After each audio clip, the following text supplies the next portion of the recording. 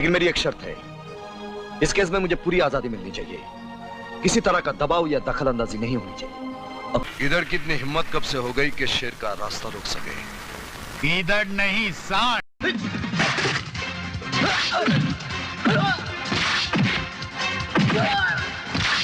नमस्कार दोस्तों, फिर से आपको आरपी एंटरटेनमेंट चैनल में स्वागत है।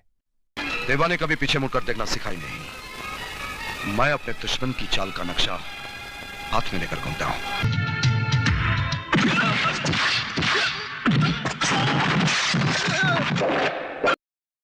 आज हम बात करने जा रहे हैं बॉलीवुड के उस सितारे की जिसने न सिर्फ अपने डांस और एक्टिंग से लाखों दिलों पर राज किया, बल्कि अपने संघर्ष की कहानी से हर उस इंसान को प्रेरित किया जो सपने देखने की हिम्मत रखता है।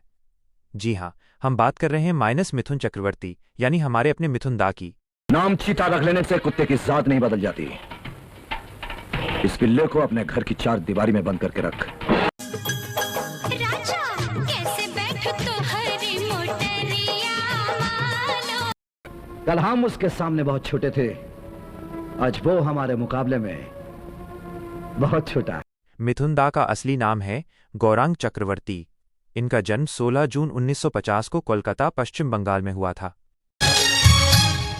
शबनम जैसे होठ है तेरे, फूल खिले हैं गालों में, आया मेरे अंदर तेरी जान हो,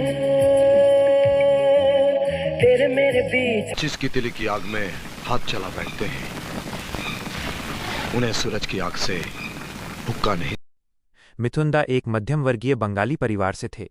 उनके पिता सरकारी नौकरी करते थे और चाहते थे कि बेटा पढ़ लिख कर कुछ स्थिर काम करे, पर मिथुन के दिल में कुछ और ही जल रहा था। वो थे सपनों के शहर मुंबई की तरफ खिंचते जा रहे। उस दिन के लिए ऊपर वाले से दुआ मांगते रहिएगा जब मैं अपना इंट्रोडक्शन दूंगा। संघर्ष का सफरनामा। लेकिन मुंबई पहुंचना इतना आसान नहीं था।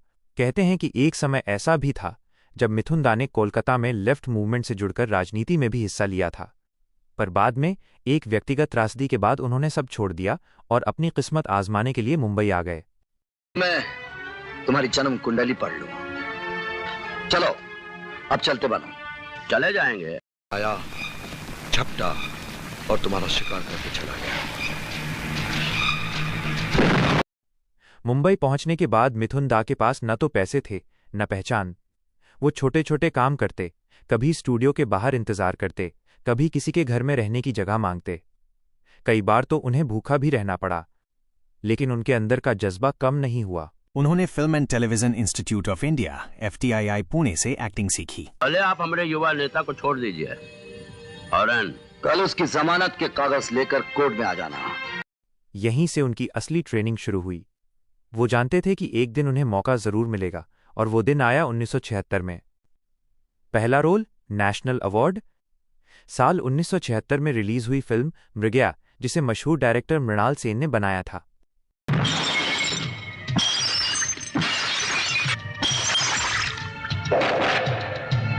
इस फिल्म में मिथुन ने एक आदिवासी युवक का किरदार निभाया और अपने पहले ही रोल के लिए राष्ट्रीय पुरस्कार नेशनल अवार्ड जीत लिया। सोचिए, ये किसी सपने से कम नहीं था। पहला रोल और सीधे नेशनल अवार्ड।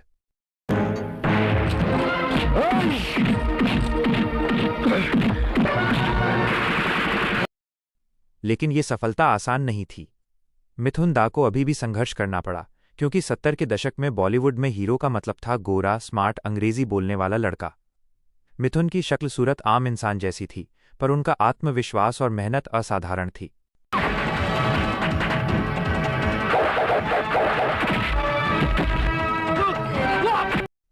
डिस्को डांसर का दौर। 80 के दशक में मिथुन दा ने वो किया जो कोई सोच भी नहीं सकता था। उन्होंने अपनी फिल्मों से नया ट्रेंड शुरू किया, माइनस डिस्को डांसर का दौर। साल 1982 में आई फिल्म डिस्को डांसर ने उन्हें रातों रात सुपरस्टार बना दिया। कितने साल तेरे मेरे बीच में कैसा बंधन हम दोनों। I am a disco dancer गाना हर बच्चे की जुबान पर था। भारत ही नहीं, रूस और दूसरे देशों में भी मिथुन दा के फैन बन गए। इसके बाद मिथुन ने डांस, एक्शन, इमोशन हर तरह की फिल्मों में अपना जलवा दिखाया।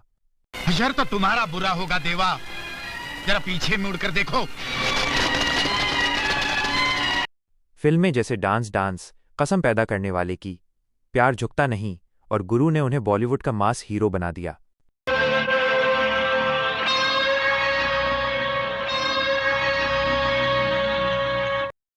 सिर्फ स्टार नहीं, एक प्रेरणा। लेकिन मिथुन दा सिर्फ एक स्टार नहीं, एक संवेदनशील इंसान भी हैं। उन्होंने कई नए कलाकारों को मौका दिया, अपने होटल बिजनेस से लोगों को रोजगार दिया और समाज सेवा में भी योगदान दिया।